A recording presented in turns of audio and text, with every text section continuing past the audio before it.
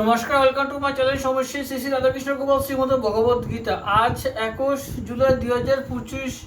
আমি বৃহৎ সচিত্র বিষ্ণু পুরাণ প্রথম খণ্ডের ষষ্ঠ অধ্যায়ের চাতুর্বর্ণ সৃষ্টি ও চতুর্বর্ণের স্থান নির্দেশের 26 পৃষ্ঠার কিছু অংশ পাঠ করছি। শ্রী শ্রী বিষ্ণু পুরাণ কি জয়, শ্রী শ্রী রাধাকৃষ্ণ গোপাল শ্রীমদ ভগবত গীতা কি জয়। রাধেকৃষ্ণ রাধেকৃষ্ণ রাধেকৃষ্ণ।